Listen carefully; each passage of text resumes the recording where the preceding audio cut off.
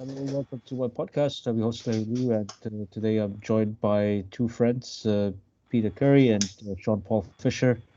Uh, they were both in the honors curriculum at the Community College of Philadelphia, and this is, of course, the institution that you know sort of jump-started my own academic trajectory, and it's one of the greatest experiences academically.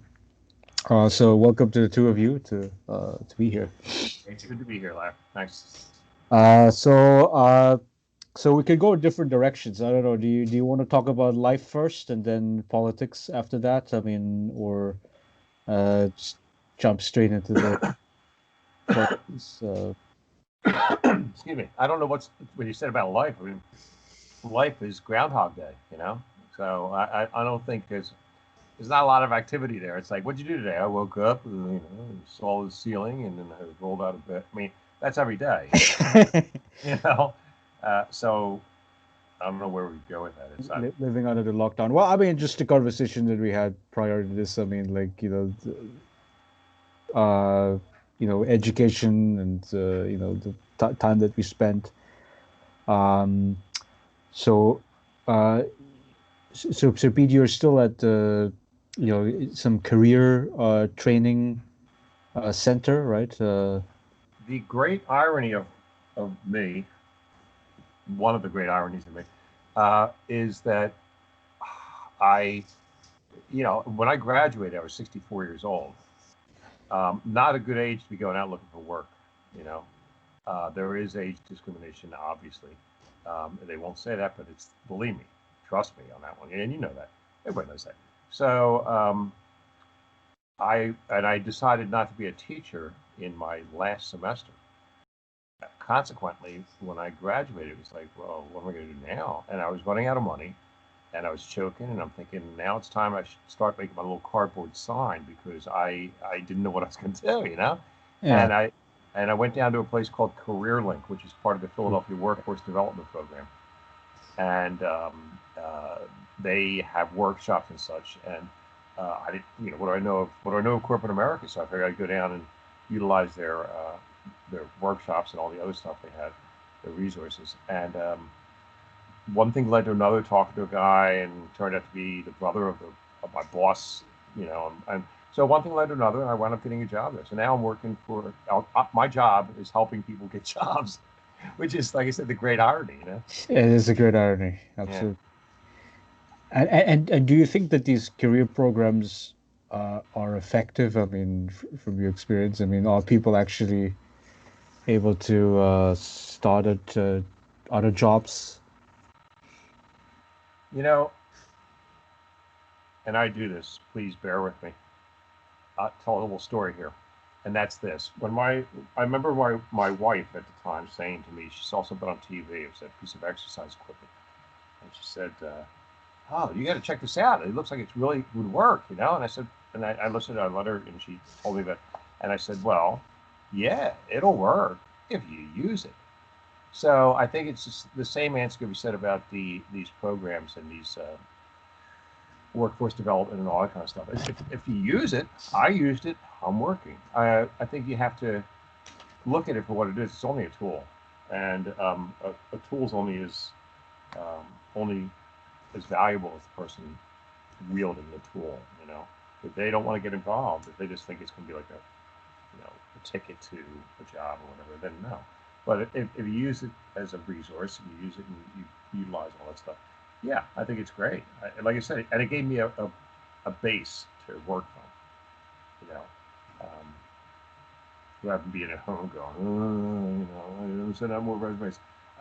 It gave me actually a place I could go to, and it made it feel like looking for a job is a job. So it made it feel more like a job as I was going into a place, you know. So yes, and the short answer is yes. I think it's very valuable.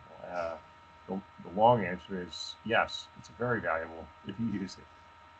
Yeah, so and practically, I mean, you were basically helping people, redo their resumes. I mean, or Well, you're no, gonna. no, no, no, no. The guy who was working with me at Career Links in one of his workshops, that's what he was doing. He was helping me with my resume at the time. And there were different workshops. They had mock interviews. They had helping me how to read a spreadsheet, all that kind of stuff. But this guy was helping me with my resume, and and he suggested to me, because of my education, uh, in education, my major being education, and the fact that I come out of a business background. He said, you could probably do what I'm doing, because you've got a lot of really good credentials here for that kind of work, which is teaching adults, and which appealed to me. It sounded, yeah, that makes sense. And but I never got that job. I wound up getting a job as a business service rep, BSR. Everything's an acronym these days, BSR. So what I do is I bring the jobs in. So when somebody comes into CareerLink, one of the career links, looking for a job, I am providing the jobs. I'm calling up the companies and saying, hey, here's our services. Here's what we can do for you. Your taxes are paid for it. It's a freebie, so it's easy I think, to do that. But that's what I do. I get the jobs for people. So I don't actually see it through to fruition, unfortunately. That's a downside, because another guy sources the job. I think it's important work. I think we have to, get people to employment, and I would imagine it'd be very difficult nowadays because, people are talking about a second lockdown again. The numbers are climbing on COVID infection and mortality. Uh, so do you see the sort of the light at the end of the tunnel here? No, there is no light at the end of the tunnel. I think we all know that. I mean, it'd be nice to be able to say, "Oh, look, we got a vaccine." No, we don't have a vaccine, and even that's ambiguous whether or not that's going to be it's going to Effective. work or Yeah, effective. Yeah. yeah, that's right. So And whether people want to vax themselves, right? Because and a lot it of might people be the won't. I same won't. vax I'm going to movement. hold back and let the others. I don't let the others be guinea pigs. Now I'm 66 years old now, so for me, it's like, wait a minute, I'm very careful. As you get older, you get more careful because you break easier and stuff like that. So and you're more susceptible to disease, and as is evident with this COVID thing. So yeah, I'm laying back. I'll let somebody else go in before me. And that's always been my life mo my whole life. So I mean, it's not just being elderly now, or it's also that's I always kind of laid back and kind of observed and then I did things, more careful. Yeah, so let's bring in Sean Paul. I mean, I think you are somewhat in a muted position at this point, but No, so yeah, I'm here. so what's your projection about what's happening with COVID? My projection with what's happening with COVID is really dire. As far as I can tell, um, we and by we I mean Americans, people who are American citizens living here, working here, are having a very bad response to this pandemic, and it seems like the problem here is bigger than in most other countries, not just before today, but also today and moving forward. It seems like something that we really have to worry about. And to the extent that we are worrying about it, I'm concerned that there are a certain group of people that won't take any concern of worrying about this pandemic. Um, there's a certain group of people that won't take any accountability for it, that think that, well, that's just it. It just is how it is. And if you want to throw your hands up and leave everything to fate, well, I mean, that's kind of how we ended up in this mess. Where have I heard that before? It is what it is. Let me think about that. Well, there's like this there is no alternative, right? The Tina narrative with respect to the financial crisis it was brought up by Margaret Thatcher, who was the prime minister in the UK, uh, and she was criticized for, well, why do you do neoliberalism?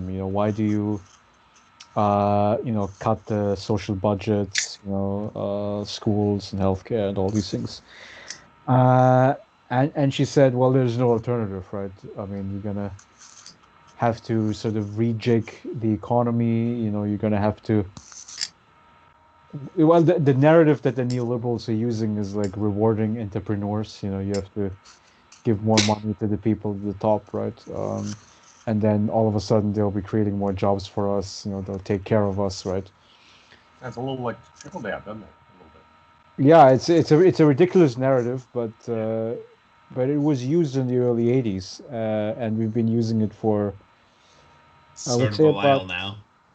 yeah, it's been going on for a while now. Though I have to say that the 2008 financial crisis was a very big paradigm shift because basically neoliberalism is completely bankrupt. It's totally non-credible, right?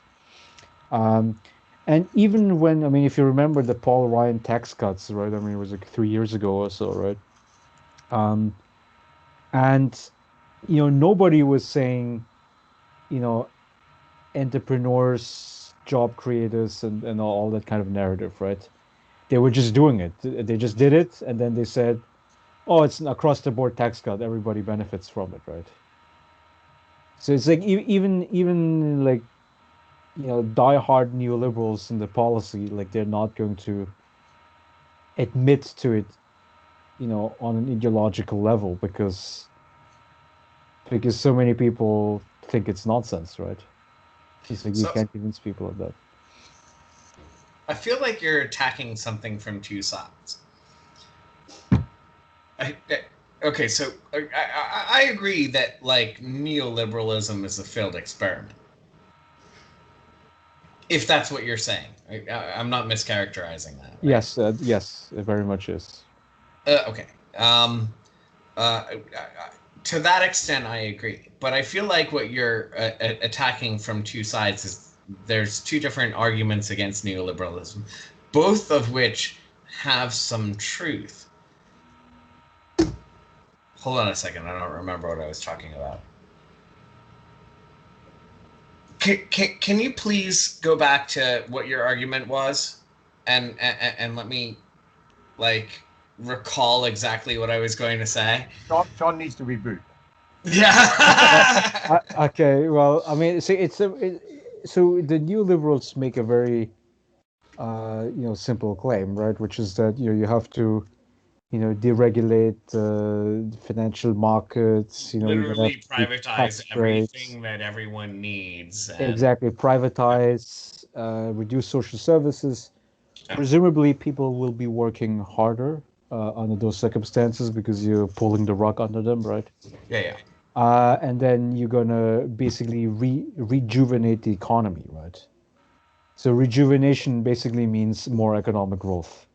More Well, economic growth, people working longer hours, people maybe finding multiple jobs or something, right? And so that would actually, um, I think when you're getting into more detail, you're already changing the argument that I heard previously. yeah, but okay, so then I mentioned the tax cut episode where basically the neoliberals are no longer, so I'm talking 2017 tax cuts, right? Mm-hmm. When the neoliberals stop explicitly advancing the narrative about the job creators, the the I don't know, the talents among entrepreneurs that we have to preserve and protect, right?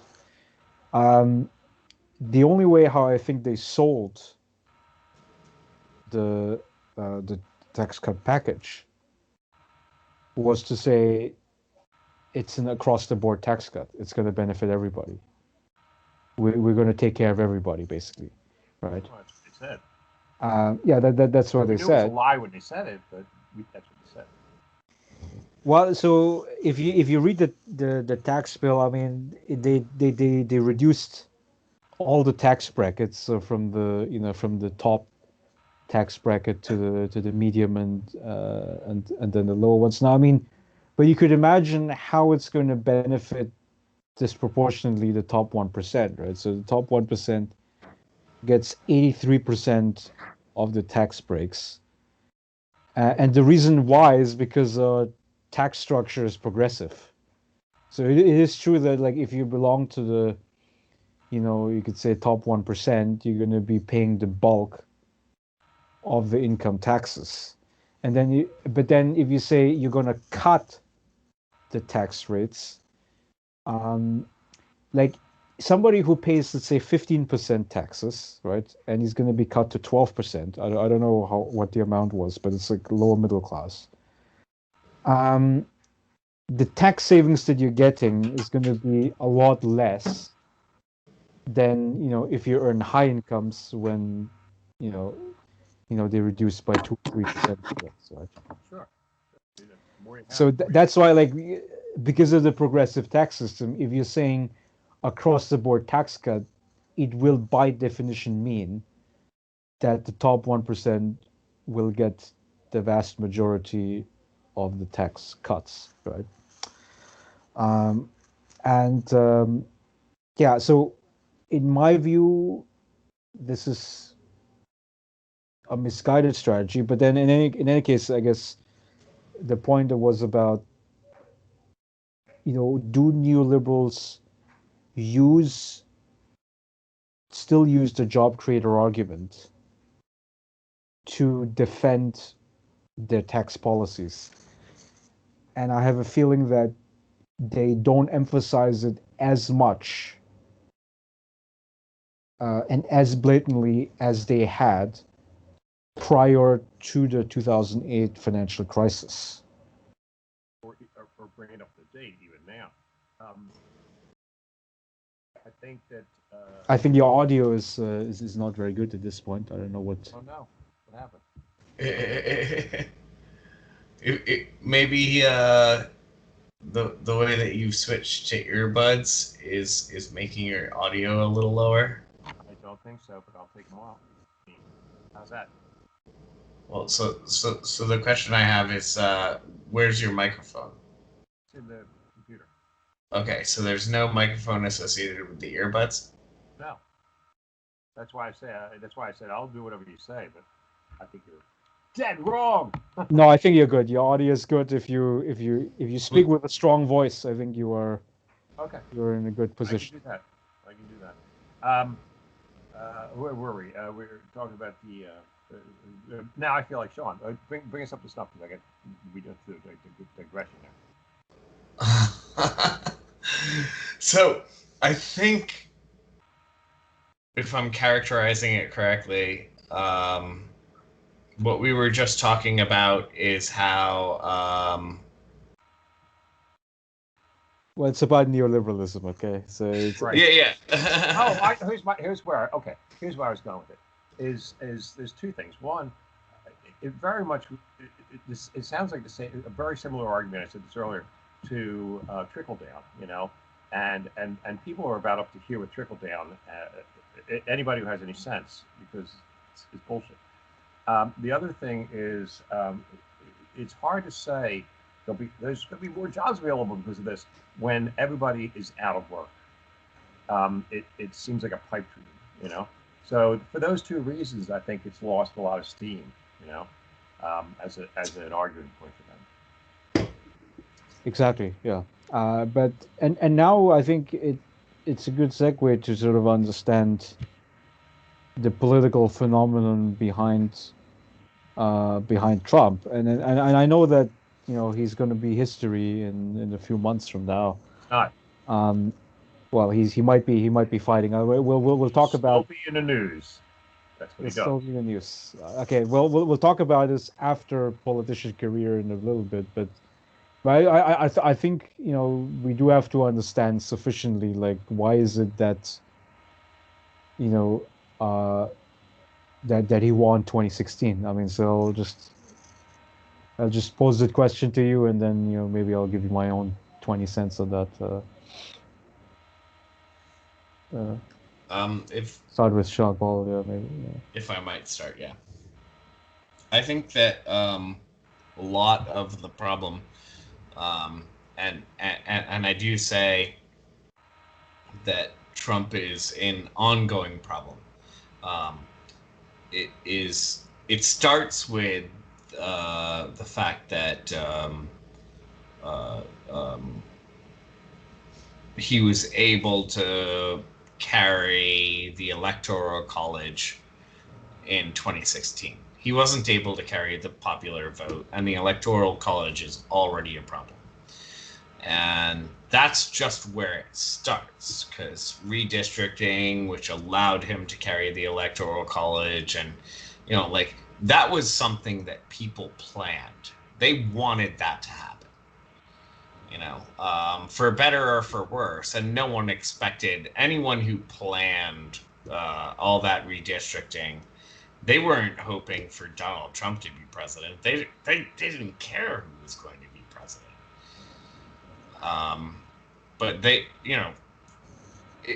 their best interests were never the best interests of the American people. And the people who support Trump, I've spent a lot of time talking to these people, and I don't trust them to be able to take care of themselves or each other. I having spent a lot of time talking to these people, um, if you show them factual evidence to dispute their claims, they'll get angry at you. Okay, so what is an example for a claim that they believe to be true and that's not true? That there was widespread election fraud in swing states in the 2020 election is clearly a fraud. They're making a fraud claim that they could not back up.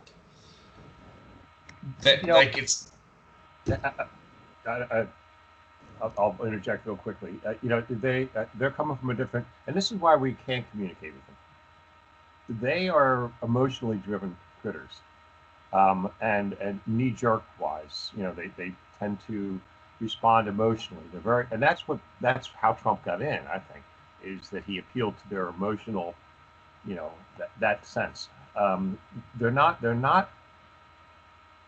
I've never just talked to a Trump fan who actually I could get in a discourse with, because they immediately go to, you libtard. I mean, they're very emotionally driven. And so you can't use, it's like a different language when you try to discuss rationally with somebody who's emotionally driven. It's sort of like trying to communicate with a bagman. There's a disconnect. They don't understand what you're saying because they don't I, they don't want to. You know? I would take what Pete is saying further and say, I've spoken to a lot of these people where I could tell them a number and another number and say which one is greater than or less than, and they literally wouldn't be able to admit which one was greater than or less than if it was associated with Trump. Like, just, oh, well, I mean, if you count the legal votes, and it's like, all right, how many illegal votes do you think were cast? And which is greater than or less than? Well, I don't have an answer for that. You're blocked and reported to Facebook, and I'm going to Parlor. Because they're emotionally, they're knee jerk kind of Yeah, reaction, and they so don't. you can't even discuss, you can't even start to kind of bring up stats or bring up numbers or bring up anything that is rooted in reality. It's all emotion. If you were to say on the other hand, yeah, Trump, yeah, he'll kick ass, boy, they'd be your buddy, because that's what they respond to. And if you say, yeah, but Trump's he's doing a good job. Hey, what do you think his policy is? They don't have a clue. He doesn't have a policy, you know, and they don't care because he's appealing to and providing for them an outlet for their emotions. That's it. Earlier today, I spoke to a Trump supporter, and all I said was nearly 250,000 Americans are dead from COVID-19 as of today. And, if this goes out later, it's going to be way more than that because we're seeing more infections every day. This is way out of control, and we could have controlled this. We could have gotten ahead of this way beforehand. But instead, we had Donald Trump telling his supporters masks aren't even going to do anything, even though there's tons of scientific evidence. No, masks are not 100% effective, but they are more effective than no mask. you know, Well, again, um, there's tons of evidence. believe me, I relate to this because I'm this way myself. But they do not like to be told what to do. They think that's some kind of infringement on their rights, and it's like, well, no, no more than it was an infringement on your rights in World War II when everybody kind of worked. They either worked from home or they worked as a soldier, but they all were galvanized into this one unit working for the same goal, and they see that as, oh, don't tell me what to do. And again, because they're emotionally driven, they're knee jerk driven. They don't really rationalize it, and they can't rationalize it. It's because it's emotion. So that's where we are with them, and that's where we are with all this. And in entire agreement with Pete. I gotta say, Daniel Kahneman's book, Thinking Fast and Slow, Yeah, I read that. That's great.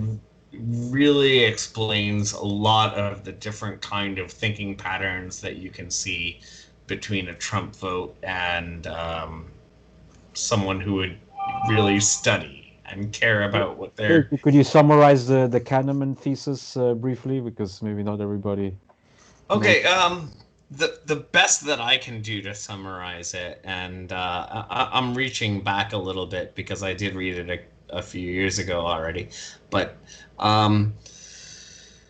so when you're doing fast thinking, it's mostly like instinctual reactions to stimulus. And when we're doing that slow thinking, it's mostly engaging the frontal lobe as opposed to the limbic system.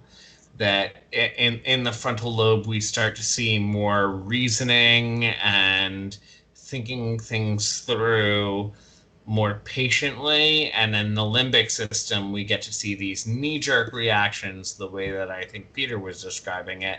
And I think that we start to see a very simple divide in the way that individuals use their brain, where people who are super conservative and only react to their own impulses. I'm sorry, I did make a lot of connections that I would need to refine just by saying that. And I'm not comfortable with saying that these are all the same thing all of the time. But there is a tendency that when people are thinking through that fast mind, through that limbic system, that they're going to be more selfish.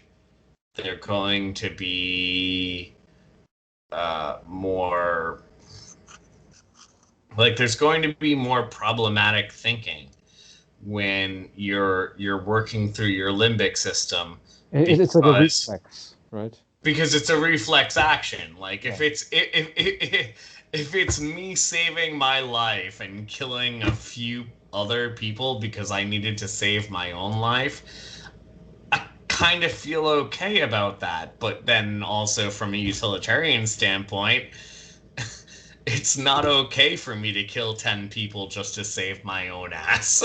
If 10 people want to kill me, from a utilitarian standpoint, maybe I did something wrong. Well, that's the first that's the first step toward recovery, Sean. So I'm glad to hear you say that. But yeah, like I said, I don't think they're working on the same, they speak the same language, and there's where we have a problem.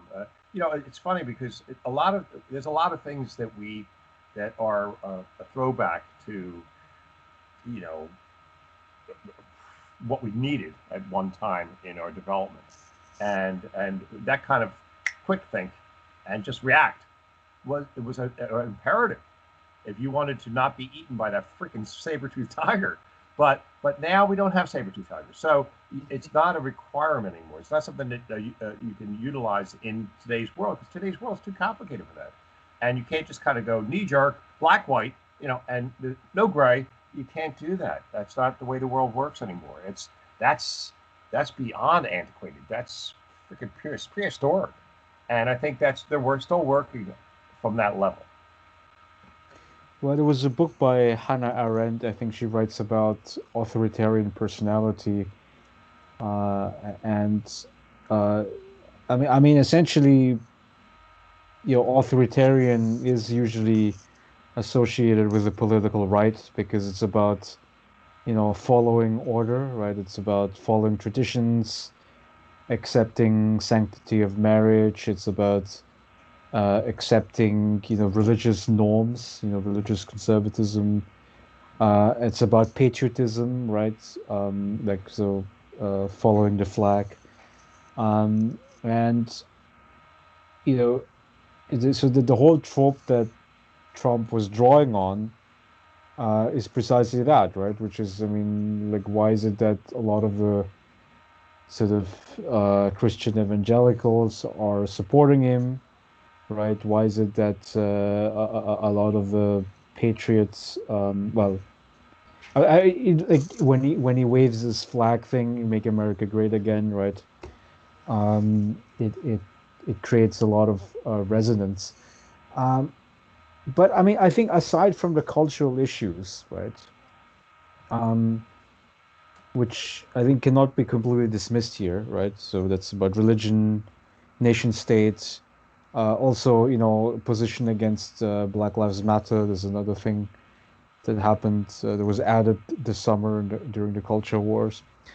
Um, I think, we shouldn't underestimate the importance of economics, right? I mean, because one thing that's very interesting is that I think there was like a CNN analysis or something I saw recently, but they zoomed into the counties that voted for Trump 4 years ago, and they still stuck around with Trump. I mean, there's only a very one or two. I mean, a couple of counties that were flipped in favor of Democrat. Um, but the blue wave. I mean, there's a certain region in the country where you see the blue wave, right? Which is basically the urban areas, right? So you look Georgia flipped Democratic because of Atlanta, because the Atlanta suburbs have been growing massively. Um, Pennsylvania turned Democratic because you see a greater turnout in Philadelphia and surrounding area. It's the Detroit area in Michigan, which makes the crucial swing difference. And but then it's like the more rural areas sticking around with Trump and Republican, and those are also areas that are depopulating. That's why you see the vote differential, right? It's like 2.8 million margin for Hillary Clinton 4 years ago. This year it's like 5.2 million and counting, right, for Biden. And those differences between the regions that are doing well economically, which is the urban areas, and those regions which are doing less well because of the industrialization, because the factories are moving out, um, the mining areas, coal mining is all shut down. I mean, yesterday I just looked up the coal statistics. I mean, over the last 4 or 5 years, even during the Trump administration, we have seen a decline in coal consumption and output. It's of course one of the most dirty sources of fossil fuel, but still, there's no replacement industry in those areas. And I wanted to cite another study by a Princeton psychologist, Eldar Shafir. He writes about scarcity, right? And it's like, well, what's the impact of economic scarcity on your, you know, on this like, fast thinking, slow thinking stuff, right? On your reasoning ability.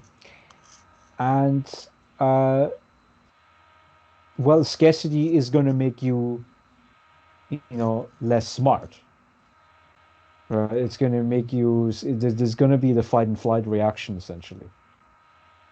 And and, and Trump, who was sort of like, you know, yeah, the mainstream media is punching against me. The Democratic and the Republican Party establishment is punching against me, but I'm just going to punch them right back. And I mean, like this guy, when he comes up on the debate stage, you know, um, he feels so comfortable in it, right? Because he's been, in the show business for, you know, over 20 years, I guess. Um, and he could sort of project this, like, I'm going to punch back against the establishment. And anybody who does that, regardless of what the policies are, right, is gonna get the reception. And also, I think we have to distinguish between Trump 1 and Trump 2, right? So the 2016 and today's run, which is for Trump 1, you know, he said Hillary's part of the swamp. I'm draining the swamp. That was the first thing he said. The second thing he said was we're going to create the border wall, and of course the implication is, whatever, those foreigners are taking the jobs, which of course is not true, but it's a narrative that stuck really well. And then the third argument is I'm going to bring the manufactured jobs back, right? And, and he didn't really do that, right? I mean, actually, we saw a stagnation in manufacturing jobs in 2019. We saw a collapse under COVID. Um, so with 4 years of record, I think people can see now, well, actually, his major legislative achievement is the tax cuts for the wealthy. So, what he said in it was, I think it was in 2016 that he said it, like his election year. But it might have even been 2015. He said I could shoot someone on Fifth Avenue, Right. Famous speech. and they won't care. And he's not lying. Those people are so sold on the reality TV show Businessman, who never even achieved in any sense in business. Like, in business, you expect to make a profit. He never did that. Not any project that he ever invested in made a profit. The only, like, people wonder how he has so much money, and that's why he can't release his tax returns. well, because the banks are, they keep on giving him money, right? It's like even when they try to pressure him, it's like, nah, we'll still give you the money, right? So the other thing is, then there's the question of, does he actually own some property that's going to be worth value down the road? Yeah, but who the knows what that property is?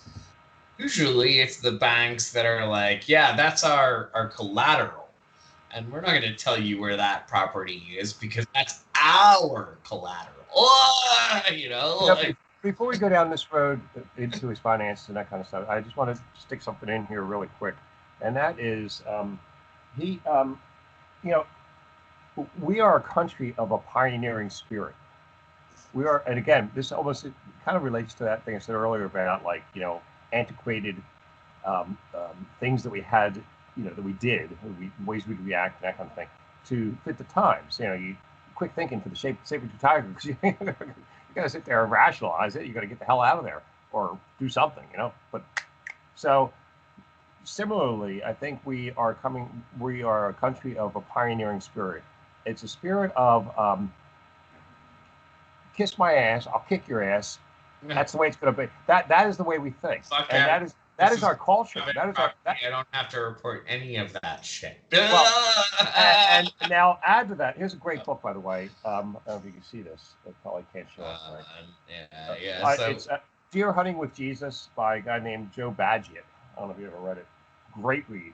And briefly, in brief, it talks about this guy is from Virginia, I think, and he goes back to his hometown. He got out of Virginia. He grew up in this hometown kind of thing, just the Rust Belt kind of situation where everybody was like dumb as wood.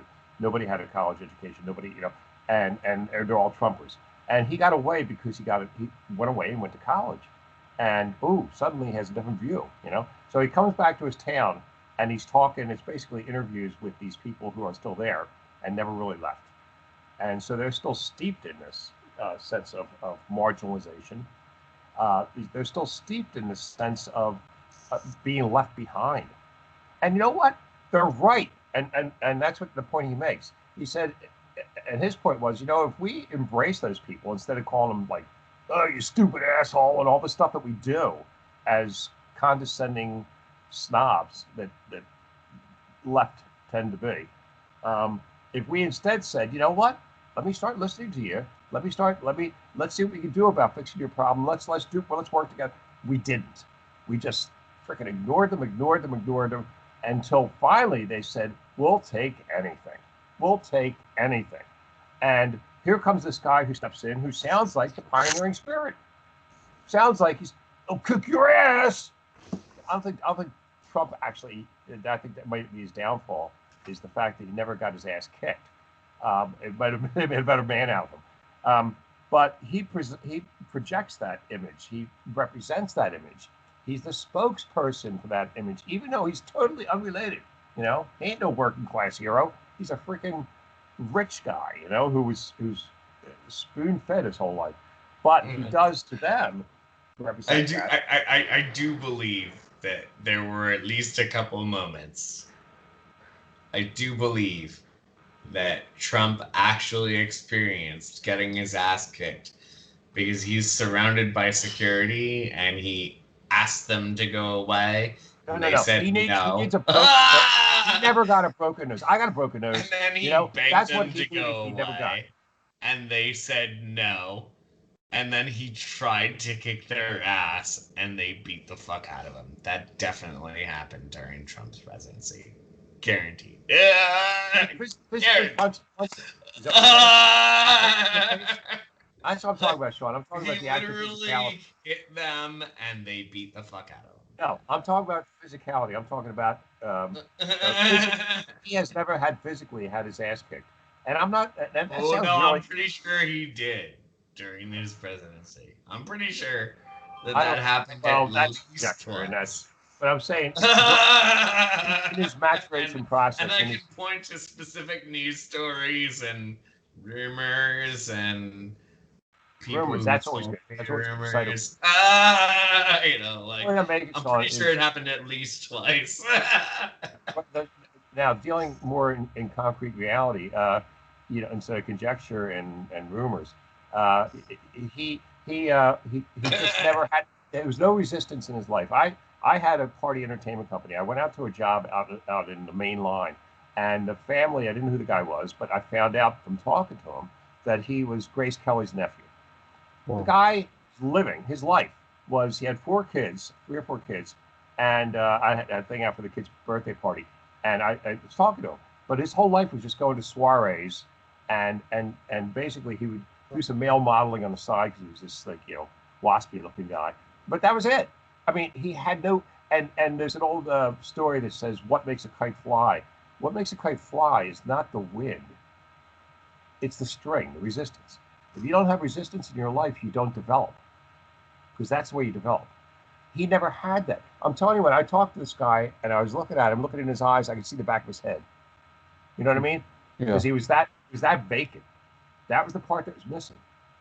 And I think Trump's in that same boat. That's why there's such a disconnect from working class reality and really we the people kind of thing, is because he never, I said got your ass kicked, but this is more a descriptive way of saying it now. He just never had resistance.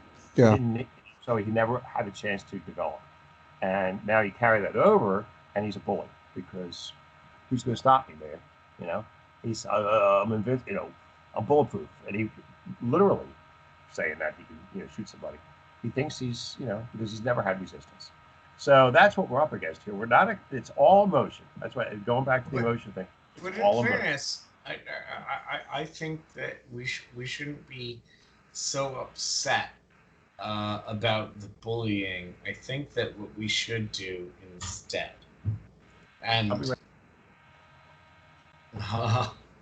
especially him leaving now, I feel less confident about saying this. Because I mostly wanted to say it to him.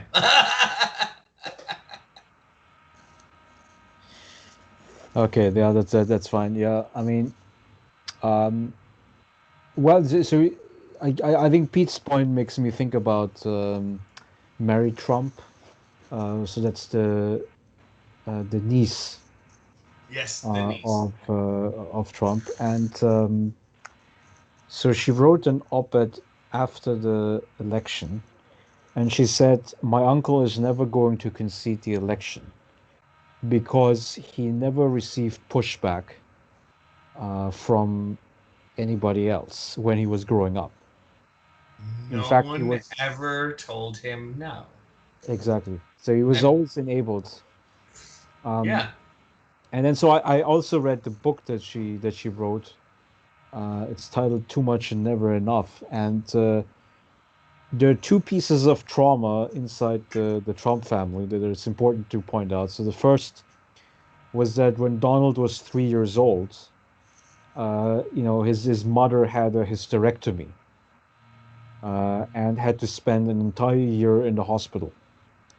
And as a result of the mother's absence, um, Trump basically, well, he was taken care of by nannies, so his physical needs were met.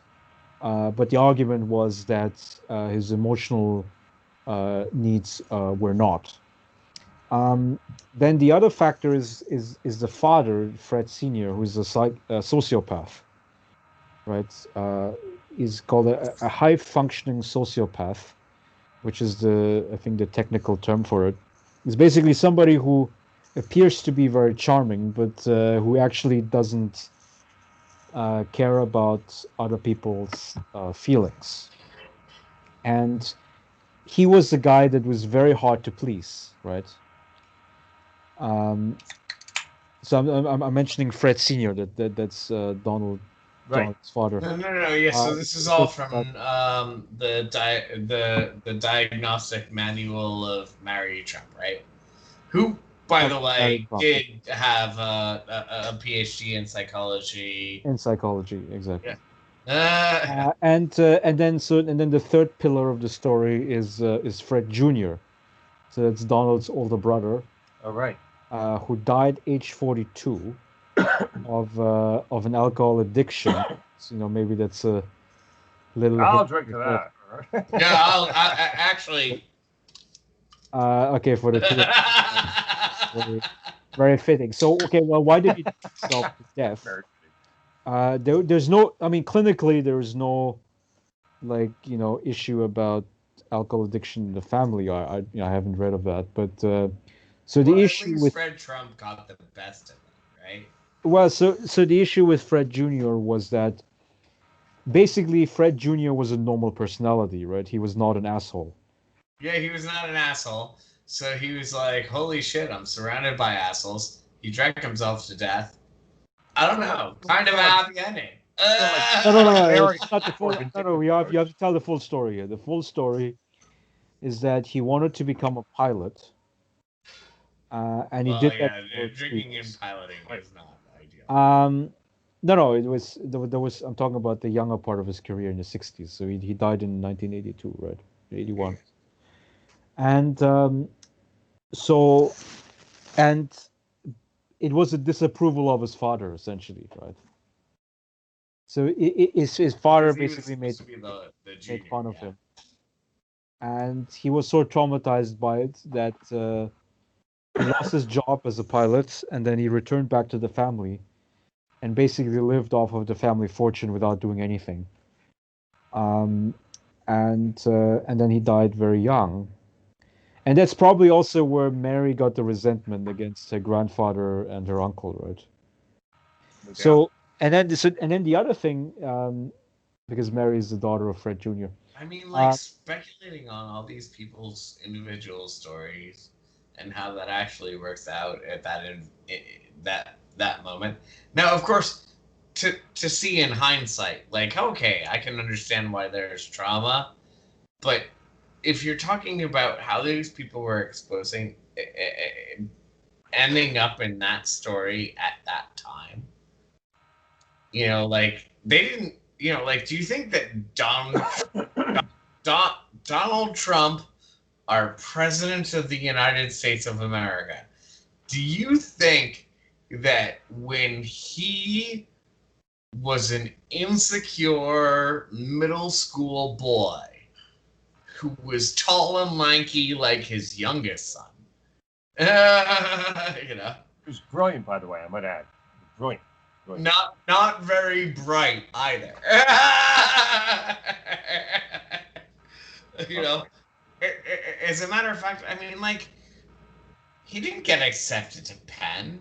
Like, he got accepted. Like, Don Trump got accepted to Penn after his father donated a bunch of money when his kid was, what was it?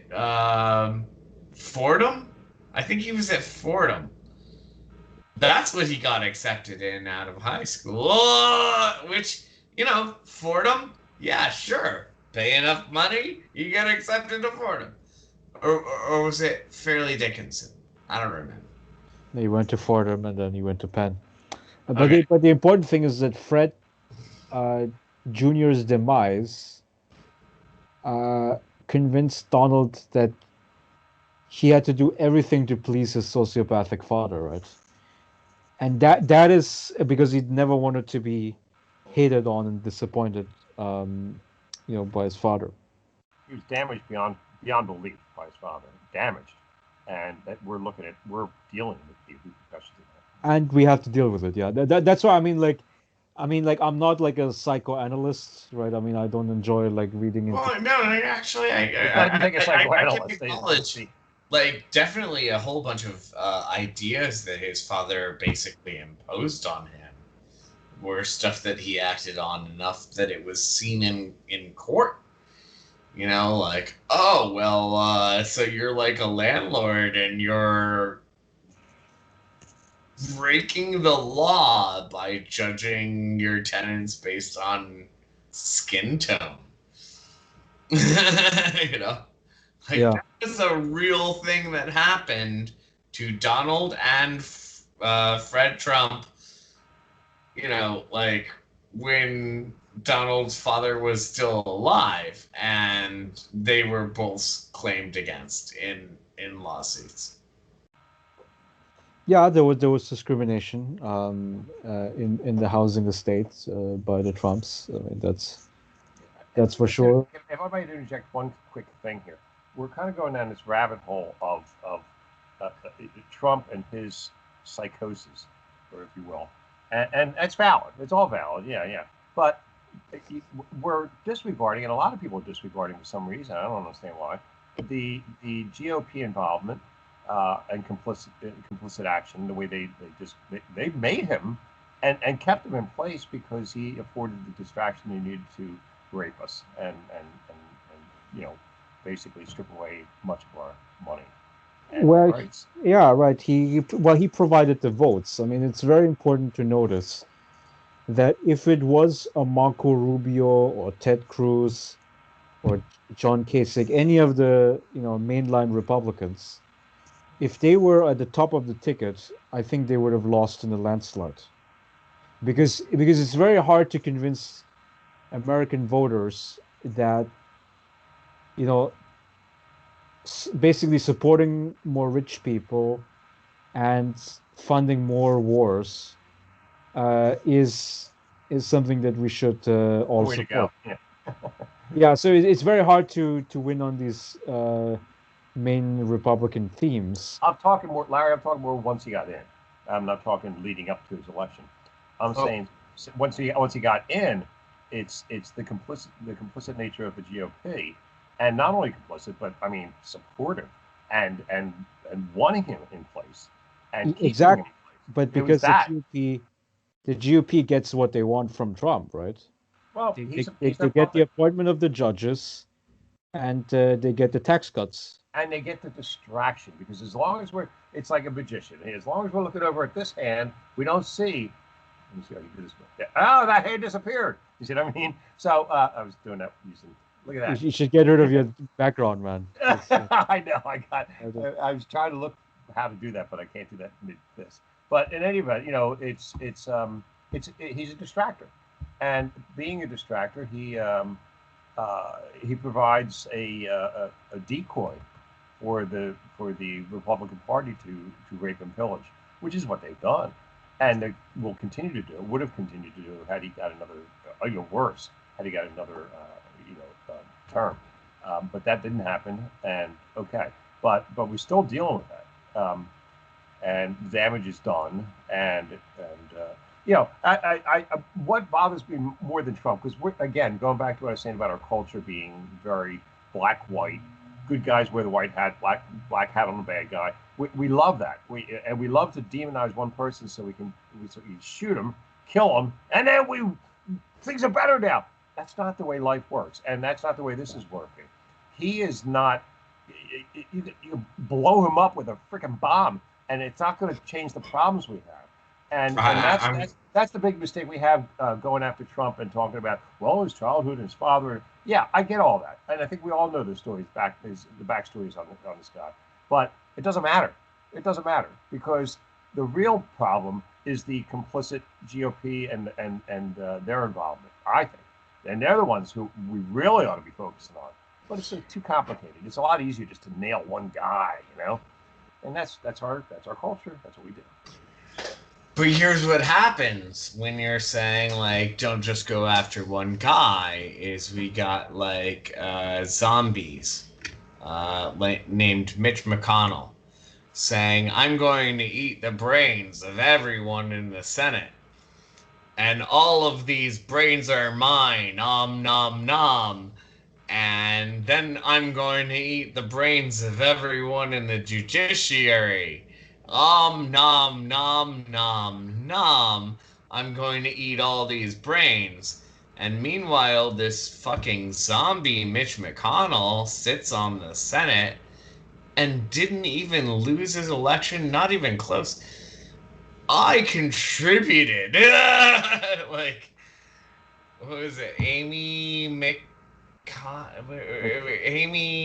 Oh, Jesus. McGrath, I think, is the name. Amy McGrath, yeah. Yeah, but I think the problem also is that McGrath is a centrist establishment Democrat, Absolutely a problem. and yeah, that makes it make like okay. So there's an advantage I agreed. being a Actually. centrist, which is that you get more money from the Democratic leadership, right? I mean, like Nancy Pelosi and Chuck Schumer and all these people are going to give you money. But the disadvantage is that you're not going to motivate the base, right? Because in a democratic system, you still have to motivate the base because they're the ones who deliver you the votes. And they're the working Americans, and that's a large chunk of the nation. That's half the people out there, are working poor.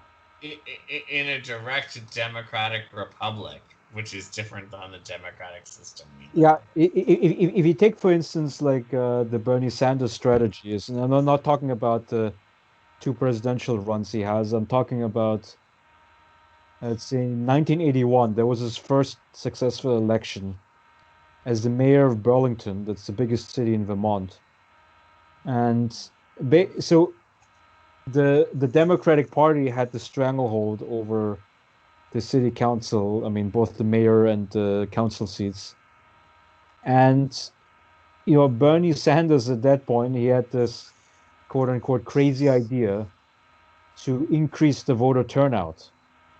And the way how you increase the voter turnout is basically by promising the people things that would actually benefit them, right? So his big promise What a was crazy concept, Larry. exactly what a crazy concept. Yeah, he created what's called a housing trust, right? Which is basically like it's kind of like publicly funded housing, right? It's making like low income housing more widely accessible, which is a big thing that the municipal uh, government can be doing.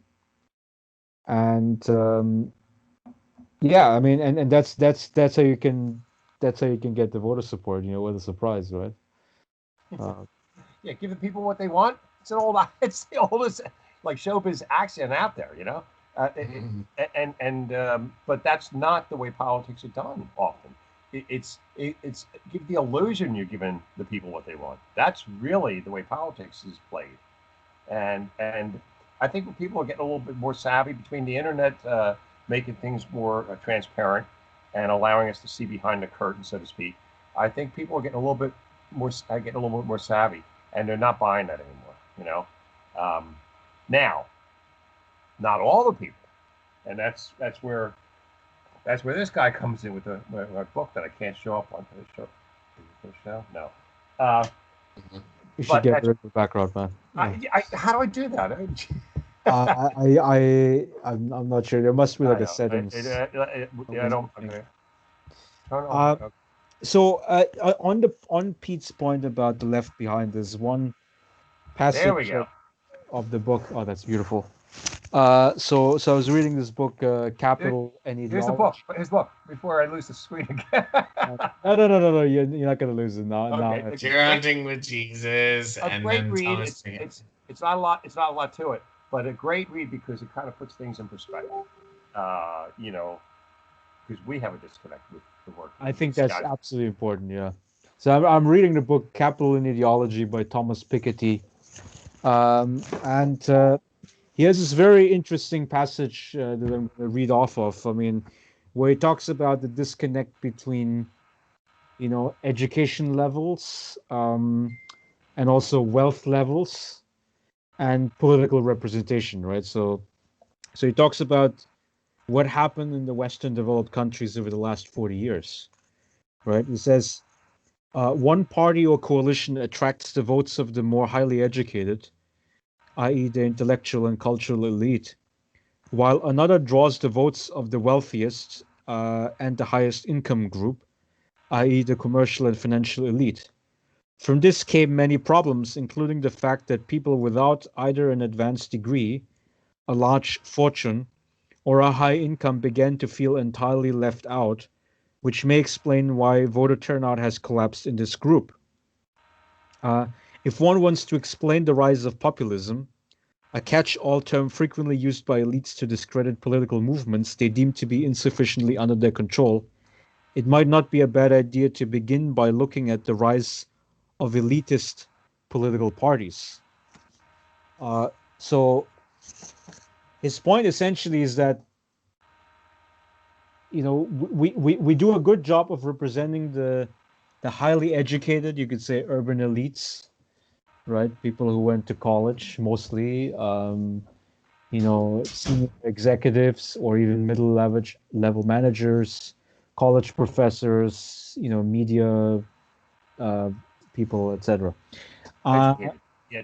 right, the educated class. So we do a good job of that.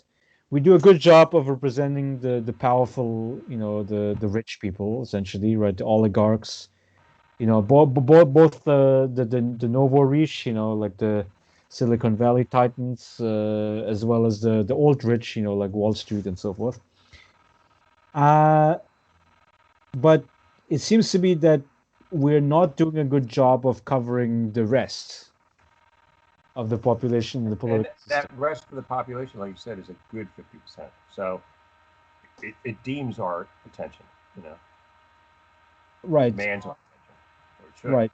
Um, and so it seems to be that so as long as we don't take care of you could say the bottom half of the population in terms of income and education, um, I would think that we will see another populist revolt happening soon after because okay, so the thing that we have to turn our attention to is January 20, Joe Biden is inaugurated. His term will last for 4 years. And what is he going to accomplish in these 4 years? Nothing. You got the obstructionism going on, and it's very clear. It's been stated. It's going to happen. McConnell is clearly, that's what he does. That's his bag. That's what he does. That's his function in his life, is to obstruct. And you know, that's going to continue. And he's going to use that. He's going to use all those features. And the idea that Joe Biden is going to be president for 4 years, even if he makes it the whole 4-year term, even if Trump runs against him in 4 years, we're going to have a real hard time. It's going to be... Happy days are not here again, that's for certain. Like, that's not even a joke. This is not over yet. And there's like 70 million Americans, apparently, that seem to have voted for Trump. And that tells me that there's 70 million people who can't be bothered to look at his record. Can't be bothered to look at what actually happened. Nope, he's my guy. What do you think of the Because claim? I'm stupid and he's stupid too. Right. So Without going into stupid stuff, what do you think of the claim that he is, by description, a cult? And it's a cult. And a cult. Yeah, he actually fits into all the parameters of a cult. And that blind following, people will take Kool-Aid and go for the spaceship, you know, as in Jim Jones' case. I mean, they'll do anything in defense of their cult leader. And like I said, this is clearly has this exact same characteristic. Not talking about like the level of a lot of intelligent people are wind up in cults, is what I'm saying. So I wouldn't say stupid. It's getting sucked in because you have a need that has to be fulfilled. Maybe it's whatever it is, but it's not necessarily stupidity driven. It oftentimes it's something, just a part of your puzzle, you know, as the person that needs to be. You need that piece in there, and he fills it. The cult leader, you know, oh, he'll take care of me. You know, that's it, and it echoes authoritarianism, doesn't it? Because okay, so but Peter, I agree with what you're saying to a certain level until you're wrong when it absolutely is a cult where there's no critical thinking involved. Right. There's no thinking about, you know, oh well, I mean, you know, this is literally an argument I heard today. Trump saved millions of American lives from COVID-19, from cutting us off from China. And I was like, okay, compare China's statistics for COVID-19 to America's statistics for COVID-19. And you tell me where those millions of lives were saved. As a matter of fact, compare America's statistics for COVID-19 to literally any country on Earth, and you tell me how Trump did a little bit better. Okay. all I'm saying is what drove and that. Course, and you're saying it's stupidity, and I'm saying no, it's a cult. No, I'm saying it is a cult. I am agreeing that it is a cult. That these Trump supporters are actually regularly saying, like, oh, well, you know, the only reason that we have the highest death rate from COVID-19 is because we're diagnosing more people of COVID-19. And it's like, that just shows that you don't know how to look at the data. You're not even looking at the numbers. Sean, I prefaced the whole thing with they don't listen to data. They are emotionally driven. And you can pull up every stat and every proof you want. They're not going to get it. They are driven by emotion. They are cult followers. They aren't the cult followers don't go, well, you know, it doesn't make sense because, you know, he's not Jesus Christ. He just says he is because I'm looking at the facts. They don't do that. They go, you know, this guy's filling a need for me. And you know what? He's hitting my button, and I'm going to vote. He's my man, and that's what they did with Trump. It's a cult logic. It's not logic. It's emotion. I understand that, but those people, I don't know. Don't you feel like more people should be just for free spending more time saying, no, here's how I know that you're wrong, and you should have to stand up to the way that I know that you're wrong. You should have to stand up to pose that question reason and again. evidence I don't the understand your same question. way I expect to stand up to reason and evidence. But if you're not driven by reason at all, and you're only driven by emotion, you're barking up the wrong tree. You're using the wrong tools. You're using the wrong approach. You're not going to be able to get through. You're not going to go up to a bag man and start talking rational. He won't get it. He's not going to get it because he's not a rational person. He's a schizophrenic, maybe, you know. So he's busy looking at a lion coming at him or something, you know. But he's not in reality. He's emotionally driven, and that's what these people are. And I think our biggest mistake is we intellectualize a little bit too much about something that has nothing to do with intellectualism. It has everything to do with emotion. Oh, that's reasonable, but I think, on the point of COVID, the counterfactual that we have to deal with as never Trumpers is whether or not Trump would have won re-election without COVID. And I have a bad feeling that he would have had a much easier time. Yep. Because he could point to the economic figures, particularly the unemployment rates. COVID was our saving grace, ironically, Yeah. I mean, it really was.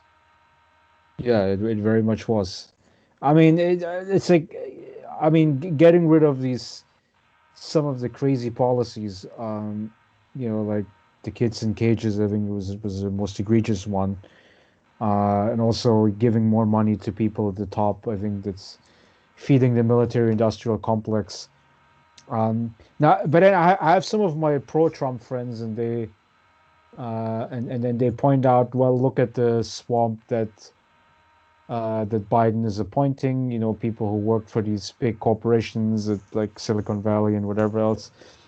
He might be starting another war, etc. But so my objection to that is not that the swamp has returned; it's rather that the swamp never left. Right? I mean, It's it's just a different. It's just a different swamp bubble.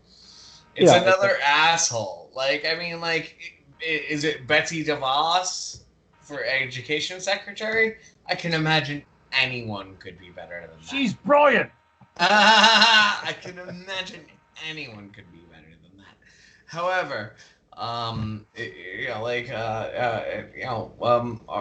we supposed to believe that everything Joe Biden is bringing to bat is like really the best that everyone has done? No, nobody believes that, Sean. I don't think Kamala thinks that. Harris thinks that. I think the reality is, no, we don't think that. We didn't vote him in. We voted Trump out. And I agree with that, but I'm saying that the way to really move forward is to go way beyond Democrats and Republicans and way beyond our electoral college and way beyond the way our first past the poll system encourages just two parties and actually explore different voting options. And there are a number of them that work well and seem to do well for countries that have really well-performing economies. We should consider like different voting options. Things like instead of first past the post, like what is ranked choice voting? That would be choice voting. Yes, exactly. Ranked choice is absolutely great. There's also like mixed multiple. there are ways to do it, and especially like from the local to, and actually that's the right way to think of it, is if you can do it from the local level up to the national level, where you have ranked choice, mixed multiple, and so many multiple parties that you're not just choosing between two fucking coalitions of corporations that are just constantly fucking over people. We could have a better world. Sean, there's two things that I don't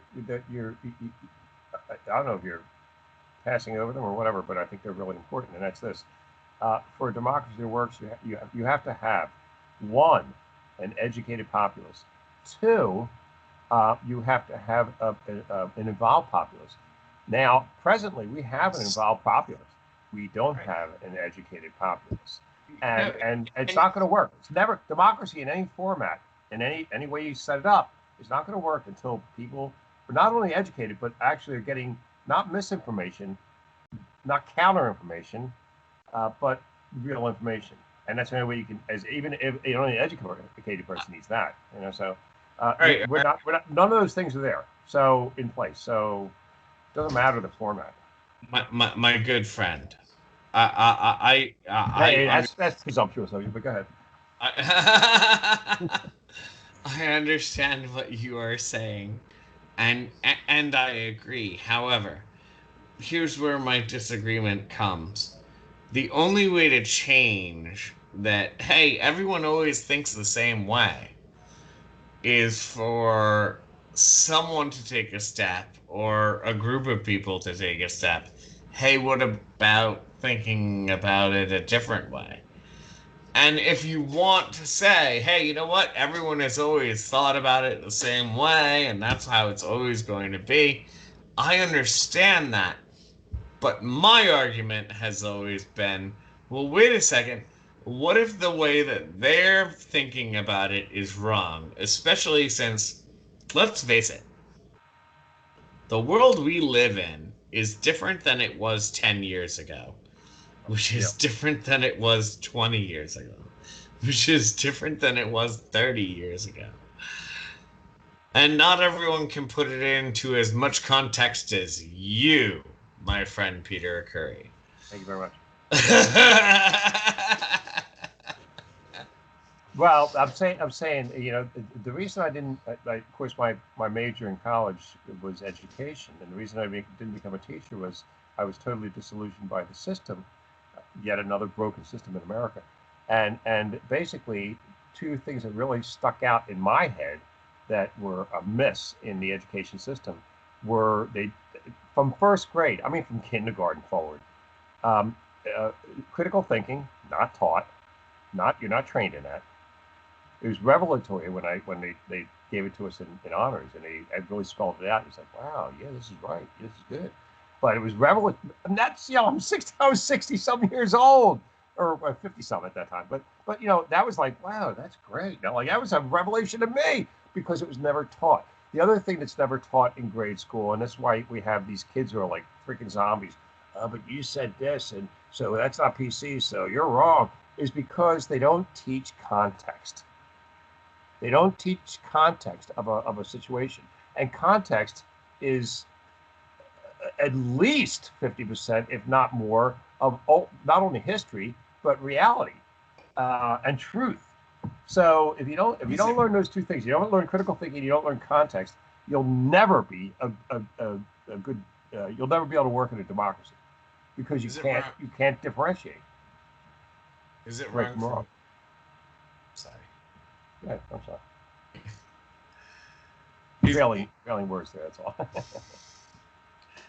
Yeah, well, I mean, democracy is an imperfect system for sure. I mean, but I mean, I do agree with Churchill and where it's sort of like you still prefer it over the other systems because I don't know, like 2 days ago I saw the headline in Hong Kong where all of the opposition politicians resigned simultaneously because they essentially didn't think that the Hong Kong government as it's currently constituted, is going to, I don't know, stick to rule of law and democratic norms. and Uh, and protect it, them. and it's obvious that they don't have that anymore because mainland China passed a law which basically incriminates anybody inside and outside of Hong Kong, but who has been sort of speaking up for the pro-democracy movement. And when I see that, sort of, um, Yeah. treatment, yeah, of the pro-democracy politicians and civic group leaders, I think I would still find it better to have a democratic system. I mean, even if it's, I mean, I know what. Larry, I agree. I'm saying I don't. I'm not disputing that democracy is probably the best horse to bet on. I'm saying if you want it to work, and we know that we need these two things, which are educated populace, and who's able to critical think and involved, then let's bolster that. The reason it's not bolstered is they don't want that. If they wanted that, it's like we got the strongest military in the world ever existed. Why? Because they want that. We don't want that. They don't want that. We don't want that. Who cares? I mean, that's our attitude, and so we're not going to get it. The only way democracy works is if you actually use it to get things that are necessary, and one of those things is the components that make democracy work. You got to kind of vote them in. We haven't. We give lip service to education. We don't have education in this country. It's bullshit. And we all know that. Everybody knows that. Teachers know that. Everybody knows that. But you know what? We kind of go, but like we don't do anything about it because it's not really a democratic nation. Peter, I think that there's a problem that that you can acknowledge because you were given an education back in a time when our country still gave a shit about an education. And no, I wasn't. I didn't post that. But go ahead. Post that. Go ahead. Yeah. All right, you were just post that. All right, that whatever. I dare say that it's gotten worse. And it's not just in our country. I think it's gotten in a lot of countries where, there's a little profit motive in asking for workers who ask for more or who question the value of their life or have any sort of philosophical questions about how they live. And as a result, we have seen a system of education that has actually placed very little value on human life. And that's how we get such ultra crazy conservatives that are like, well, I don't care if people die of COVID-19 as long as it's not me or my family. Well, I thought as long as the economy can live, right? That's what they're. That's you're right. That's that big argument, and that's a tough one to argue with. Yeah. Well, I had a guy who I worked with, and this is in pretty liberal circumstances. I mean, it's the Philadelphia Workforce Development. Wait. I want to be clear. And his comment was that he said, oh, because I said something derogatory to Trump. He goes, well, I'll tell you what. I think I'm really mad. And I'll tell you what. My 401k is looking good. You get him out of there, it's going to go. That's what's driving that faction. And you're right, Larry. You're absolutely right. And I want to be clear. Populists living by that as their motivation. I want to be clear on that distinction. I don't care how many members of my family have to die as long as I'm alive and my stock portfolio does well. What the fuck is that? Like, what are they really saying if they're like, hey, the economy is more important than whether or not me or my family members are alive? Sean, we as humans, we're a flawed species. We as humans are everything we do is driven by fear. Everything we do is driven by fear. That's not What the that's not an fuck overstatement. is wrong with those people? So if you're afraid How that, well, what am I going to do fucked when I get up old? is your What am I going to head what am I going to do when that I get it's old? like, you know what? A little bit more money in my pocket. I don't care how many of my family members die as long as my portfolio is doing well. Because they're I don't afraid they're going to, care. like, without money, What? These people who I know and love since the moment I was born, these people that have been around me my entire life. I don't well, care about them. fear, I just fear. want to. There's an acronym for fear called false education or false fear. False education. False expectations Expectations. appealing False real. expectations. Yeah, but anyways. And there's a lot to be said about that. But that's people fear, and once they get the fear bug in them, there ain't no changing. And that's what Trump. That's how he got in. Fear is our driving motivation. We avoid pain. We seek pleasure. That's it. And most other than that, it's fear, and fear overrides that. So fear is it. And if you're afraid that, like, when you get old, shit, man, I don't want to be without money. I'll be one of those institutions where they're hitting me on my head with my own cane or whatever. You know what I mean? So they don't want to be that guy. So I'll get some money together. I'm gonna hold on to it, damn it. Because I gotta get these visas money together. Now retire, money together. That's I the way. look over That's my the shoulder out the window right here and I see a yacht. So I mean, like, I don't have anything to really fear. That's a pretty yacht. It's out the window there. Yeah, it's lovely. It's lovely. Uh, Tie that in somehow. no, I'm 17 floors up. That's the intercoastal. Okay, well, that's fair enough. Oh, you're down in Florida, right? Oh yeah, absolutely. Yeah. Yeah, well, that's why it's A much few brighter. more years, you'll only be like 15 floors up. Rising waters. Yeah, that's my joke there. So, are you up in Princeton? Yeah, still at Princeton, and it's a good life here thus far. I mean, um, yeah, I mean on the fear aspect. So obviously, Pete, you're channeling the Thomas Hobbes, right? A thinker that I think discussed in the honors program, and I I think that's I think it's a halfway reasonable assumption. I mean, there's another book that I would recommend is by Rutger Bregman. He's a Dutch journalist, and so he sort of discusses the human nature, Rousseau versus Hobbes, and it's very clear that he's very much on the Rousseauian side, which is much more optimistic. It's about this idea of, like, people treat each other with respect, with kindness. That's a general tendency. And then the only way how we would violate this, I mean, obviously, if you have some mental disorder, right? If you decide to shoot up a bunch of people, I mean, there would be a mental disorder.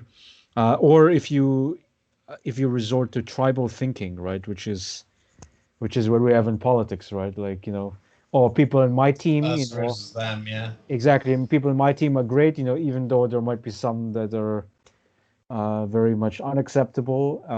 You sort of excuse that, but then you sort of attack people on the other team. And I've seen that a lot. And And that's why there's such a close parallel between Christianity and Christian right and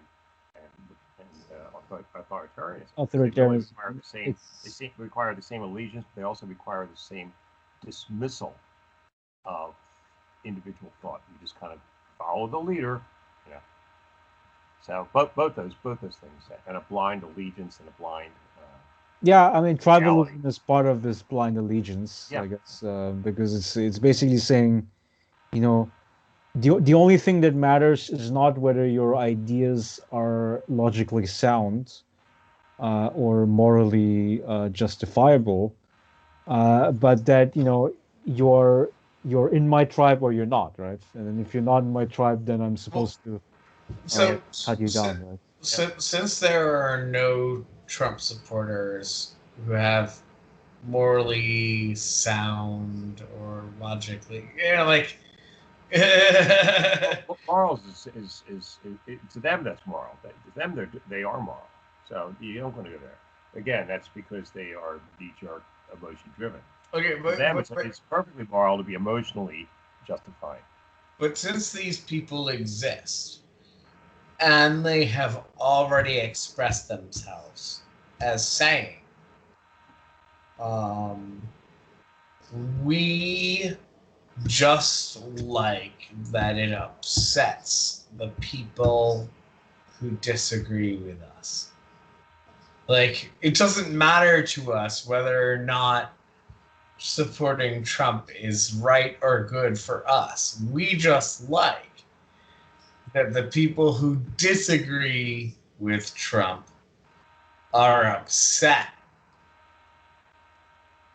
Shouldn't we enjoy that they are upset now that No, they... that's not the unifying factor or feature. And if we're going to have a democracy, if we're going to have a unified country, which is the only way to progress. If everybody's in separate, that's what Trump did. He separated everybody. You're not going to get anything accomplished. You're certainly not going to do anything for the Centrist. Come on, centrist. Like, seriously, what are you gonna do? You're gonna make everyone come at the same time? I don't believe that. I think that what is actually true is we need to actually strike back at the assholes who said, "Oh, well, I mean, he's your president now for 4 years." Define strike back. Okay, so let me define strike back. Biden's not my president. I didn't vote for Biden. He's better than Trump is what I voted for. And I only voted for 4 years. And I only listen. I only voted for 4 years. And this is another thing. If you take every libertarian ideal, every libertarian opinion, then you definitely don't want to put an executive in power for more time than they have to. You know, because especially the way this executive used it and the way that it could happen in the future. Define strike back. You wouldn't want to give an executive that much power for that long. You would want to limit them to 4 years or less in the future. Is that your idea of striking back is limited terms? Limiting power, limiting terms. If you're talking about a libertarian ideal, and I actually am not specifically a libertarian, but that's what conservatism is supposed to be. The opposite of the ideal that you could actually put someone in power enough that they could build a system that works better. But I mean, like, you haven't defined what striking back means. Or build a system that works worse. I mean, like, you know, that striking back. I'm not saying better or worse. Or I didn't mean to say better. I mean, like, you can build a system that works one way or another way. The libertarian principle. Strike back. You didn't ever answer me. What do you mean by strike? We're going to strike back. That's a pretty bold statement, but it doesn't hold water if you can't explain it, and you haven't yet. I'm sorry, strike back in what context? In the context you use it. He's already forgotten it, so I think you're chasing a rabbit that can no longer be found, right? No, okay, so I mean, like, in the sense that we should be asking for a system that works for the people, for our economy. That doesn't sound like striking back. Okay. Yeah, but I mean, at the end of the day, I mean, this idea of like, should we promote unity in this country. I mean, across all dimensions, whether it's class, race, gender. I mean, any way how you could potentially divide up society, should we put them together, at least rhetorically, right? And at least at the level of the White House, of the leadership of the country, I would say the answer is absolutely yes. Because, the thing is that, like, if we pour more gasoline into the political climate, I'm very much concerned that, we're going to see an unraveling of our whole system. I mean, that, you could have, I mean, my former advisor, Randy Collins, he wrote a novel recently, it's titled Civil War II, right, where he was describing, what would happen under present circumstances if the liberal states, band together against the so-called, conservative states, and you would We've basically, done that. We've done that before. Yeah. yeah, we would The recreate the title. Civil War. I mean, um, the whole idea of, yeah. So, well, why did we have the Civil War? Well, it wasn't necessarily so much about, northern states versus the southern states, pro-slave, anti-slave. It was about the western states, right? It was about, if you add the new territories, right? Um, are they going to be free state or slave state? And it was that battle that, you could say caused the Civil War. And I'm just hoping that we don't recreate these divisions that we currently have, right? Which is expressed in Very close. urban versus rural, and, growing areas versus declining areas. We shouldn't be doing that. I think we should try to do everything we can to hold together a society. And the simplest way of doing that, well, firstly, is to have a calming force in the top leadership positions, which we currently have, fortunately. But it's obviously not enough because, you know, I mean, so Biden says, okay, we're going to do executive order, right, to basically undo what Trump has been doing. We're going to go back to WHO. We're going to go back to Paris Climate Accord. We're going to go back to Iran nuclear deal. I mean, all of these things, they're very reasonable, right, in the foreign policy realm. Uh, what I'm somewhat worried about is that, so I think the things that you have to do in order to unify the American people, they cost a shitload of money, right? And you're going to need congressional approval for that. Now we're going to have two Senate elections because right now it's like 50 to 48 for the Republicans in the Senate. So you have to fill the two remaining seats in Georgia. And well, if both of them go Democratic, I think there are some options that are available because you can pass spending bills on what's called reconciliation, so the technical budget process. Um, but if the Republicans retain the majority by winning one or both of the Georgia seats, I think then it will be harsh because then what will happen is that Biden will do the executive order agenda, right, which is a few reasonable things like DACA and whatever. Um, but he's not going to be able to do the big things that require money, right? Let me And ask you then, something. I got to ask something here, Larry, because it's something that whenever I hear money brought up, we always talk about it from a lack standpoint. Um, always, always. We don't have enough money. You know, we also talk about money going to the 1%. We also talk about money going to the military industrial complex. I don't know why we say we don't have enough money. We should never say that. What we should say is we need to redistribute our tax dollars. We yeah, don't right, say that. right. We never say that. But that's the way we should frame it going forward. I can't Oh, believe by it the hasn't been way, done yet. hot take, something that you can't get from the media. Um, remember Becky? I don't. I think Larry, you might have met Becky.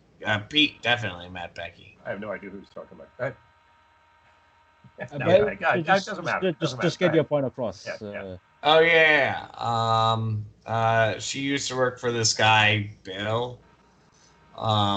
William, Dan Purdy, um, involved in this whole like Twitter conspiracy. Like, I'm a gay black man from what was it, Dean Browning, that All sort right. of thing. What's your point? Keep going. Anyways, just announcing that I know how that story went according to Becky. All right. But the point I was making was that we need to. It's like we frame a lot of things with the wrong, and it's only semantics, but it's semantics are a lot. We call defunding police stupid. Who the hell came up with that one? So we that's what we do. We come up with these sloganistic kind of framing of things, and it would be very easy to fix it. Don't break it. Don't do that. You know. And I think one of those things is that we say we don't have enough money. No, we have money. We have a lot of money. We're the richest empire probably ever. The problem is it's not distributed properly, Yeah, and we're not. So it's a redistribution of our money that we already have. That's the way we should frame it. Not, oh, we don't have enough money. I mean, because the money has to have enough no, money. no, no, I understand all of It's that. always from lack. It's always from lack, and they want us to think that way. They do I understand. because I understand. I yeah, totally agree with that. But it's just that I was talking about the power distribution in the Senate, right? I think that's a I think it's a practical question that has to be addressed because I mean, if I was, you know, you could say Republican conservative in the Senate now, like a Mitch McConnell, uh, my thinking would of course not be for the for my voters, right? Because I already said from the beginning that I screwed them, right? Because of voter suppression and stuff like that. But my incentive would be to block everything that Biden puts forward, right? So no budget proposal passage, or you only pass a budget which is basically identical to last year's budget, right? Which means no changes in spending priorities. So we're still gonna dump like $750 billion in the military, right? And we're still gonna keep the tax breaks and stuff like that. So that is of course a concern. And then what it will do is the people will tend to blame the incumbent president, right? Not of course, they always the do. Senate majority, right? Um, so then the Democrats are going to lose the House in 2 years. So now it's going to be even worse. And then in 4 years, maybe Trump or maybe some surrogate, another one that's maybe populist, takes over the GOP mantle, and they'll definitely win. And then after that, what's going to happen? I mean, is it like another round of big tax cuts for the rich? I mean, so You can only do that so long before we deplete. You know, uh, you can only keep giving money to the 1% and taking it away from the people till we deplete. And once and we can be argued we deplete now, but because they say it, they say we don't have enough money. You're giving it. That's because you've been giving it away to the wrong people. Um, so it's only a matter of time. I mean, you can't. Eventually the vessel is empty. And then what do? And and that the result is you ever have a revolting public who kind of go fuck us, and then I've had enough of this shit, you know, or the country folds. Either way, you have it's a mess. So uh, like I said, it comes down to a redistribution of the monies that we have, and they refuse to do it because there's too many people pocketing it, too many people making money on just the opposite of redistribution of our tax dollars. And I won't take the blame, but I'm not going to take any responsibility. Like I'm just going to sit around on the internet and make jokes about how I think it's all bullshit, and it, I could probably use my money to invest in things that would really change the world, really make the world a better place. But why? Because probably won't. Probably won't make the world a better place. Probably won't profit. Probably won't give me any motivation to do any of that. So we shouldn't even try. Is that what you're saying? Well, no, I mean, we should try. We should try to make the world a better place. Um, I don't know why I should give a fuck. I don't think that that's like my problem. Well, I mean, look, I mean, we're always talking about systemic issues here, so it's never going to be about Pete, Sean, or Larry's opinion, making. Well, that's the bottom line. Like, It's always about. charge me as many taxes as you want. I'm not going to be able to build a bridge. Yeah, I mean, it's everything You know? at the civilization level. I mean, it's a collective effort, right? But we have Yeah. to sort of circulate the right ideas. I mean, like the thing that we have to fight at the moment. I mean, aside from the pandemic, which hopefully we'll be able to control if the vaccine gets out and is actually effective, is that we have to worry about climate change very badly. I mean, I would it's like like to see creative solutions to problems like COVID 19 immediately because that's an immediate problem.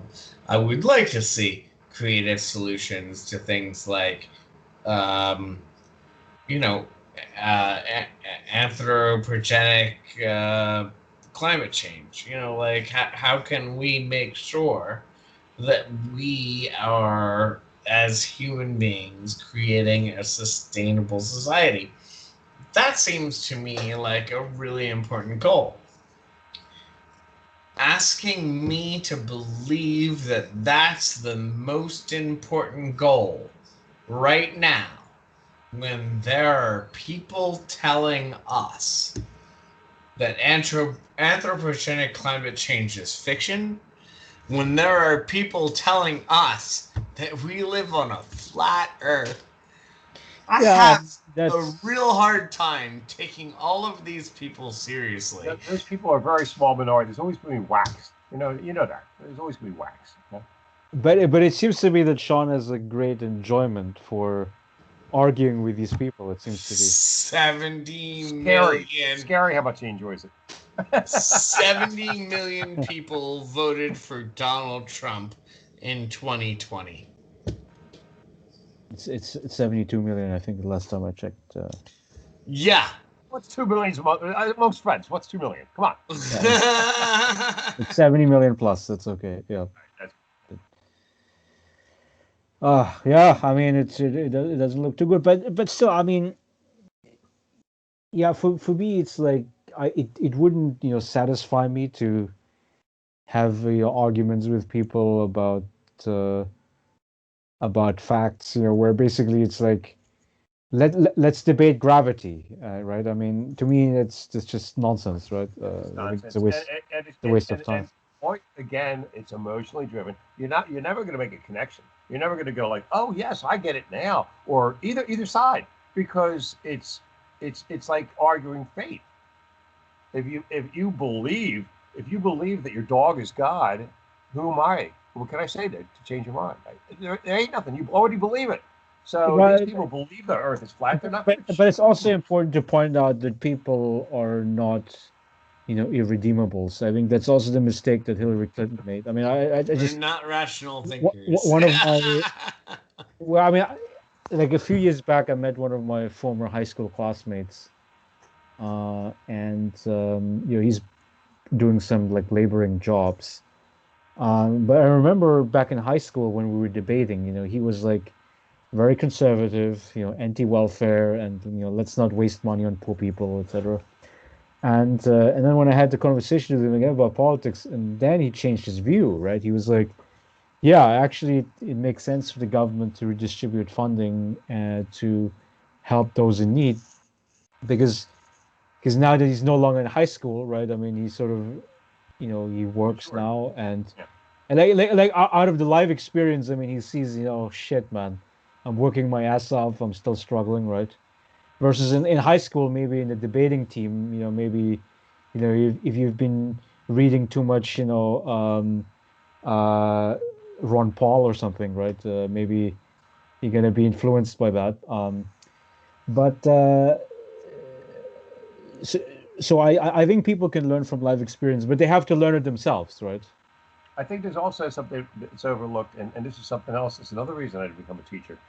There is, for some reason, this got taken out of the language, and I think it's really an important word that was put in there for a reason. It's called incorrigible.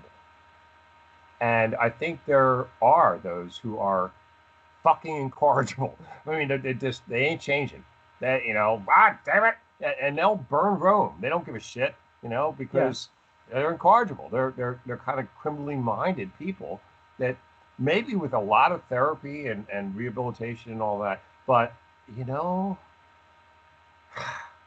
there's a point where you go like, okay, where's the money better spent? Because these people are pretty much there is still incorrigibility, and I think we don't want to forget that that you can't you can't redeem everybody with Yeah, I mean with that could very reality. well be, but it's like I think it's also an important question of like how many people these are. I mean, we definitely know that they're not the vast majority of the population. Right.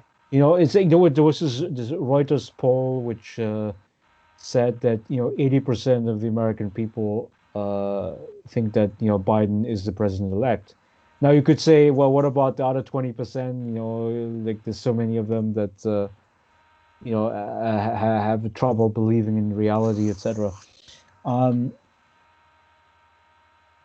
yeah, I don't know whether it's not reassuring or not. I mean, I think it's very reassuring. I mean, What I is? think you got that the 80%. Oh, If sure it is. 80% who accept, the president-elect, I mean, Presumably, we're still in a democracy where majority rules. Presumably, I'm going to use that very loosely. yeah, and it's important to say that because Trump, I mean, he got 47% of the national vote. So I would say that I would say that half of those Trump supporters are like gung ho and always Trumpers, right? And then maybe the other half is sort of like, well, but I don't want socialism. I think a socialist Biden is even worse. That kind of thinking or whatever, putting AOC in charge of spending and stuff like that. Um, Also, all exaggerated fears, but still, Yes, it's the thing that motivates people, right? and that's why they exaggerate fears. Let's not lose sight of the fact that that's generated. That's generated. That's not something like they just kind of come up with it. It's generated for a reason. They want them to fear, and there's fear again. But yeah, Yeah, so we have to be optimistic to some extent. I mean, I mean, yeah, I wrote this recent blog post on the election, and then my last sentence was, "The American experiment continues." So, absolutely true, and it's all it is. And we've I think we forget a lot of times that it's just a freaking experiment. When I went into college, I always called it. I said it's an interesting experiment because I had no idea where it was going to go. I didn't know I was going to get to the next year or the next semester. Um, so I think we forget, we kind of take for granted once something's in going for a while, we kind of take it for granted. Yeah, it's always going to be there. No, it's a freaking experiment. It's a very, very, very young experiment, and in the scheme of world politics and all that. And it's amazing what's been accomplished in that short period of time. But it's still just a freaking experiment that could go south at any second, any moment. And there's the fragility of democracy per se. Something that has to be defended all the time because there's always predators, man. There's always predators. There's always bullies. There's always people who want to kick your ass. That's because that's what people are. We're still walking around with a freaking bone in our hand. I want to hit you on the head with it. so I can steal something from you. That's the way we still think that way. Well, it's very interesting because I mean I see your posts and you like to attack Christianity, because you seem to be very traumatized, Not from traumatized. I the feel I Catholic was lied upbringing. to a lot. You know, Yeah, right. But it's in the very name of interesting faith. because when you use the framing of like fear and people are nasties, solitary, brutish, short, that kind of Hobbesian way of thinking. It very much comes from Christianity, right? Oh, absolutely, Uh, absolutely. If ever, um, if ever, if any kind of system ever took advantage of people, it's religion.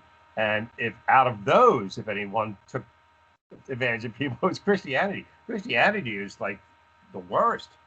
yeah, It's but you accept the framing, though. You accept the framing about the fallen nature of the human spirit. You no, sort of I accept the you accept framing. the framing. I accept the only thing I accept out of Christianity is what Christ's teachings, whether they were real, whether he was real, but those teachings of Christianity, the which is basically the basis of every religion, which is do unto others. But Christ really pushed it to an extreme. Don't only not only to others, to the lowest lives, give them a hand. Don't smack them down. And that doesn't work in this world today. It's rejected by Christians, and so I see it as a fallen system. I think Christ had the right idea. I feel that post Christ, put Christ back in Christianity for Christ's sake, and I don't think it is. Yeah, I mean, yeah, I mean, it's about this image of the fallen nature, and I I mean, I had a Christian upbringing myself, so I mean, I have a very good understanding of that. Me too. But I don't subscribe to the original sin narrative. It would be, Absurd. yeah, it's totally absurd. I would be much more friendly to this more neutral. I mean, I'm also not believing in in the good nature. Uh, I guess like the only statement that I think is sociologically defensible, is basically that context matters, right? Yes. So Well, it is a context of like what historical epoch that you live in, because right now, because we don't have to hunt our own food, right? So we things can change. be, Things yeah, change. right. We can afford to be nicer people to each other, right? We don't have to, because for instance, I mean, our interaction right now is not based on our immediate survival needs, right?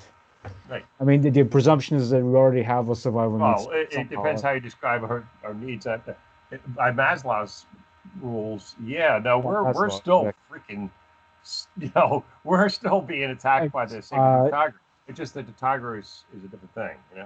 But it's still the threat is still there of us, of personal annihilation by powers outside of ourselves, and I think that's still there.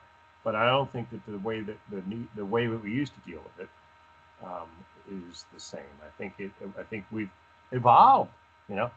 When most of these religions were conceived, people didn't know where the sun went when it got dark.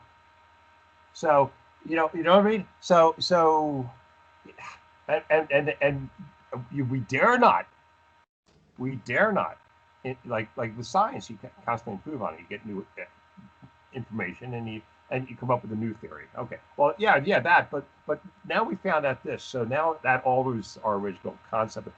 We're not allowed to do that with religion, and therefore we're stagnated, and that's why religion is so absurd, because it was written by these guys who thought that if you travel out in a boat too far, you fall off the earth.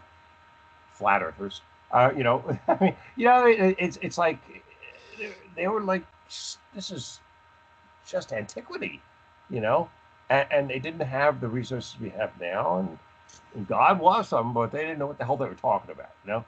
And Yeah. so a lot of their structure was based on that, as most religions, that's the way it is. I'm not just picking on Christianity. Most religions. Well, there was a good book by Branislav Malinowski. He was one of the, early day anthropologists, and he published a book on magic and rituals, and so he studied like an island, the Trobriand Islands, which is in the South Pacific, and of course, the people over there, living on the island, they have this, these magic, oriented rituals, where they sort of go to, you could say, an imagined deity to sort of justify certain outcomes that they experience in life. Like, for instance, why did one of my relatives fall down and got injured? Things like that. But one thing that Malinowski found very interesting was that it wasn't on every single aspect of their existence that they resorted to magic and ritual, but only the ones for which there was no natural explanation. Right? So, for instance, when it comes to fishing, right? Fishing is, that's how they survive, right? Because, they live on the ocean, and then they dive in and they pick out the fish Mhm. and cook and eat. And what's very interesting when it comes to fishing, when they talk about fishing with outsiders, with anthropologists, they were completely scientific, right? They were like, you should go fishing during this time of day, when Right. you see most of the fish. You should use, that piece of technology, right? You should jump in at that angle. It's a very extremely scientific, right? Um, so that's an important piece of information Well, because because we resort to magic when uh, we can't justify science. can't justify it exactly. And that's the main reason for religion, along with the fact that we're scared shitless of dying, so we need some kind of comfort. And going to another place better than this. Okay, that's pretty cool. And that's the two things. But we as this guy pointed out, Oh yeah, I read that book too. yeah. It's got Well, we um, live by myths, and it's the only thing that unites us, because God knows, look at our nation, nothing else does. What we have to kind of synthesize a reality in order for everybody to come on us, which is insane. Like I said, we are a flawed species. We have to synthesize a reality so that everybody will get on the same page. Because if we leave it up to just facts and figures, we're we separate. That's crazy when you think about it. But it's irrational. It's counterintuitive. But that's the way we are. We're a flawed species. We're fucked up. We really are, and that we have to resort to trickery and charlatanism, and to rally around. Let's go to the convention. Oh yeah, he said we're going to get this. Yeah, he's not going to give us that. He's just doing that to get in. But everybody knows that. But we're like, we are tribal. You know. yeah, I mean, it's an important thing to say that, well, it makes you feel good, right? I mean, that's why, to some extent, I mean, sports events, I think, are one of the few things where, you know, people know that it's a spectacle, but what's so attractive about sports is that the rules are very fair, right? So that's why whenever you have any kind of potential scandal where, the referee was being bribed or shit like that, I mean, which happens occasionally, then You, everybody goes crazy about it, right? you'd But expect some level of fairness, right? right, but for instance, when it comes to politics, it's like, I mean, everything is slimy and sleazy, right? All the way Prove through. itself that way. It's not like we didn't come up with that. But then, you know, people still allow themselves to be fooled, right?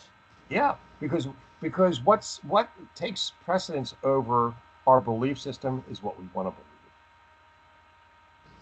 So what takes precedence over fact is emotion. That's going back full circle here. So if you get somebody's emotion, let's face it, you got emotion, you got facts. Who do you think's going to win? Emotion always wins. Always wins. That's the creature we are. And Yeah, I mean, therein lies the problem with trying to honestly, intellectualize any of this shit too much is you forget we're fucking flawed beyond we're like Trump with his father. We're flawed, man. We can't really rationalize properly because we're already demanding and needing. We're too needy. So you can't love somebody you need. You know, same thing. You this is something that is in our DNA. You know, and it's a shame. I I've always said, you know, look, I'm just visiting uh, about this whole thing called this planet, you know, and you know, people, because I don't feel that I don't buy most of the stuff that I hear, and I go, and not only do I not buy it, I go like, that's nuts, and yet we rally around it because you know why? Because you know what? It's more fun to rally and suspend belief than it is not to rally and think. yeah, I mean, thinking is always a process that, Work. yeah, yeah, it's work. That's what Sean mentioned, I think, with the Kahneman stuff, right? Where it's basically Thinking fast and slow, yeah. right. It's like if you can force yourself to slow down a little bit, right? And I don't know what's gonna get you in that direction. I mean, because Me personally, I or mean, just generally you? right. So the thing is that I mean, people in my circle, I mean, mostly in higher education, right? I think it's easy to sort of sit down and let's read 5 books and then let's meet and discuss it, right? Yeah.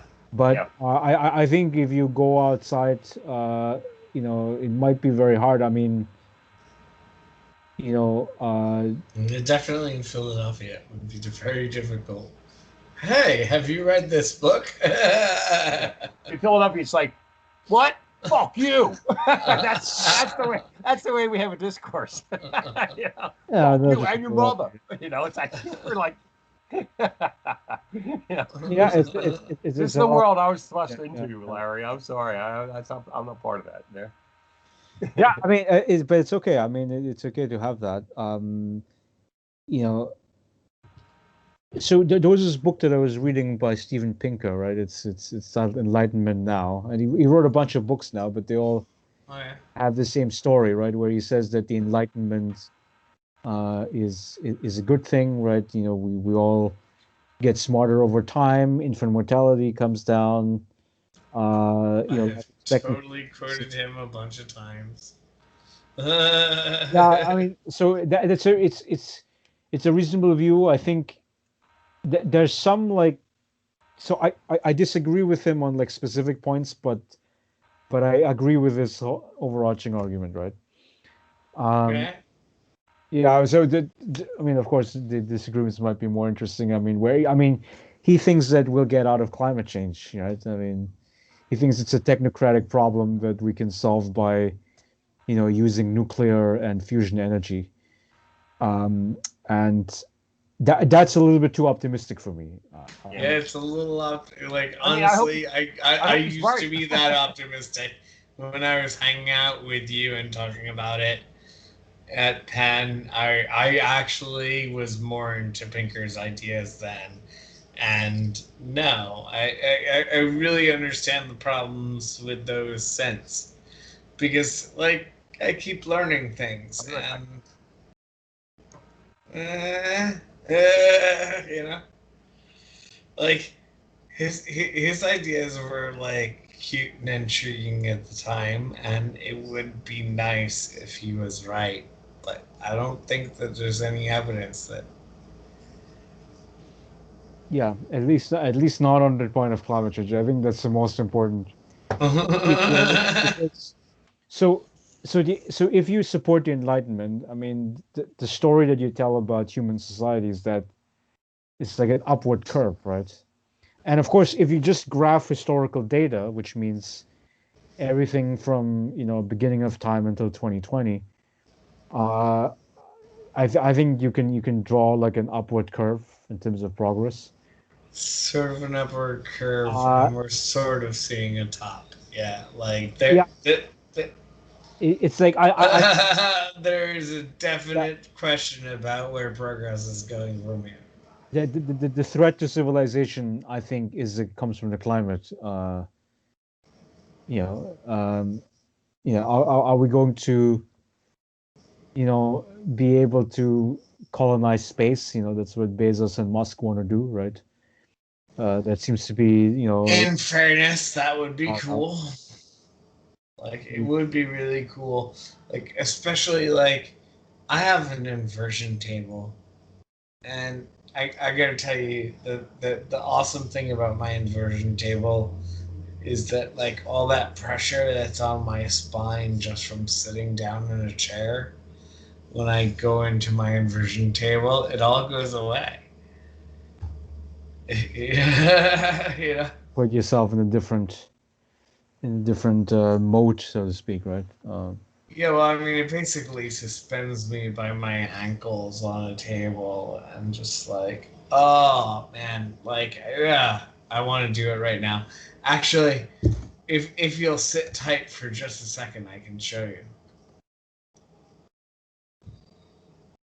You want to show me your inversion table? Yeah, exactly. I think I can do that.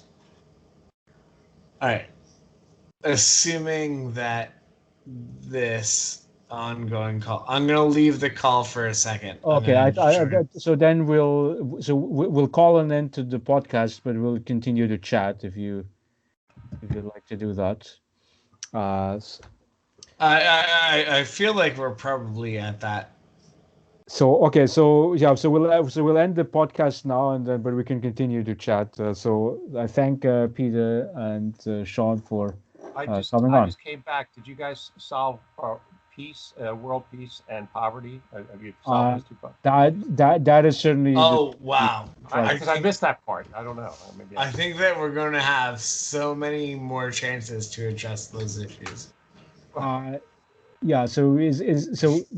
Maybe we'll conclude on like in an optimistic note from each one of us. Uh, you know, f- for me, the optimistic note would be, if the vaccine works, then we'll get back to normal life. That's it. Yeah, I'm really looking forward to getting back to normal life, and I think that the first step in the vaccine was inoculating the United States from this virus that we've had for the last 4 years. That would be. Well, I mean, that would be the hope. I mean, we have to see what happens in 4 years, but So you're looking for an optimistic end here to I, the I dark. I'm looking for an optimist again because I think a lot of our viewers might be very much down at this point, so I want to cheer them up a little bit. All right. If you people, okay, let me tell you, if you people are feeling like a little depressed by the way what we were talking about, you have good reason to be. Sorry. Okay. It's the cynic in me. It's hard Uh, not to. uh, I mean, uh, uh, these are cynical times, man. this But is- I mean, let's face it. It's as you were saying that, and Sean was talking. I'm racking my brain trying to come up with something that might be a positive thing. I'm dry. I really am. And there's so many things that have gone because we let so many things go.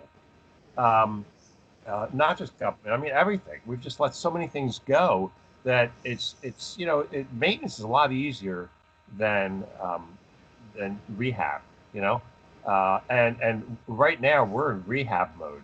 So there's so many things. Just about everything needs to be rehab. Systems. All the systems are shot. So we don't even have systems to get things back rehab. So we got to first rehab the systems so that we can rehab the problems.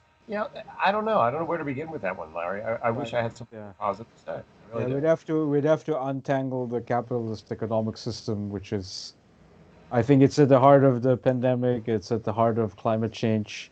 For the heart of someone. It's at the heart of like alienation and the left behind people and everything. So we'll have to untangle that mess somehow. But On the surface, the whole meritocratic thought and concept of, you work hard, you get paid well. It looks good on paper, but the reality is not that. and we all know that. And so there's a lot of myths that we buy into that just aren't really thought out. And and I think that's where we are right now. We're starting to feel the repercussions of not thinking out those myths and just kind of going with them. And we're starting to realize. I think we're all starting to realize that most of what we have going for us. This is why I have a bit of anger in me, because most of what we have now is based on myths that were erroneous. I mean, counter. And now we have to go back and go, well, wait a minute. So, and in half the population is still believing the myths. So we have that to contend. So you know what I mean? It's going to be a tough battle, as it always has been. But like I said, it's the fact that we're right now at this stage getting enlightened, or it's coming to the forefront, these issues. And so when something becomes forefront, you have to address it. Well, we never addressed it before. Now we go on like, how do we address it? Because we never had to before. We just kind of, that's why we're here. So that's why I say I don't know. I wish I had something more positive. All I can say is that we are an adaptive species. That we are, and if anything pulls us through, it'll be that. So if I put any money on the game, I'd place it on our ability to adapt to really bad situations. People live in freaking 20, 30 below weather. They live in this. They raise families. They regenerate. They have generations of people like this. So if they can do that, we adapt. We are very flexible that way. So that's where I'm putting my money, is that maybe there's still hope if we tap into that. I think that's a good end note on this podcast. So thank you, Sean, Peter. Oh yeah, always a Sean, pleasure. and